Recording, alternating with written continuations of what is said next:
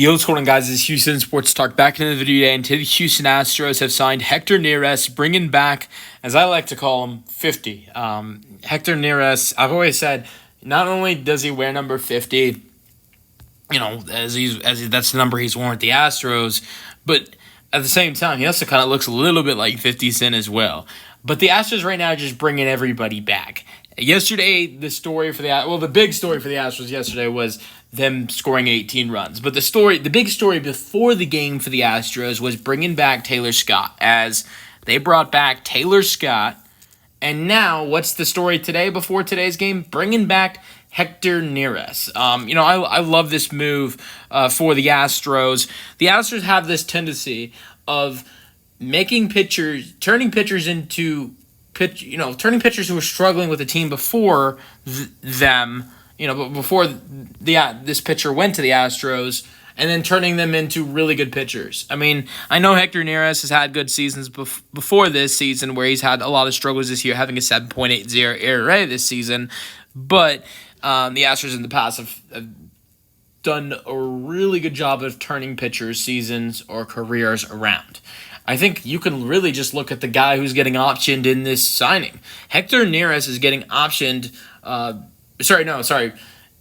Jason Alexander is getting optioned because the Astros are signing Nerris. Nerris is going to go straight to LA and be available for the Astros bullpen if needed.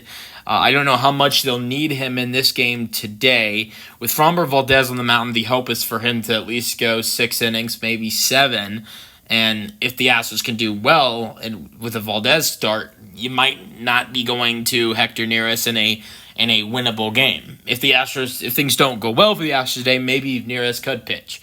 But I think eventually you'll see him pitch. But look, I'm throwing out the example of Jason Alexander, a guy who, before joining the Astros, like Jason Alexander had played 6 innings for the A's this year, and his ERA was like almost 11, giving up 13 runs and 12 earned runs in 6 innings for the Athletics. Well, he comes to the Astros. He's pitched 2 games so far. He's pitched 9 innings, getting a win and a save, and only giving up 3 earned runs in 9 innings. That's the type of difference the Astros pitching staff can be sometimes. And so I'm really excited to see what kind of pitching we can see from Nerris, because he's pitched some of his best baseball with the Astros. 3 seasons with the Astros in his career. He's got a 2.90 ERA in 157 games with a 14-8 record with the Astros. There's no better team that Nerris has played for in his career than the Astros. I mean, with the Phillies, he spent 8 seasons with the Phillies, and he wasn't terrible in Philadelphia. He had a 3.42 ERA in 8 seasons.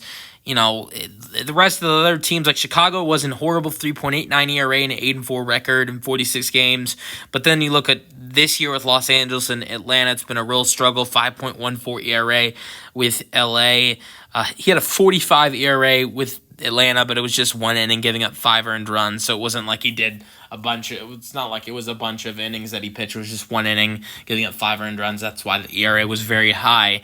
So yeah, this year's been a struggle, but we know the damage he's done with the Astros and some of the great things he's done pitching for the Houston Astros. So that's why I love this signing for the Astros. Let me know your thoughts in the comment section. That's the video. Hope you guys enjoyed it, and peace out.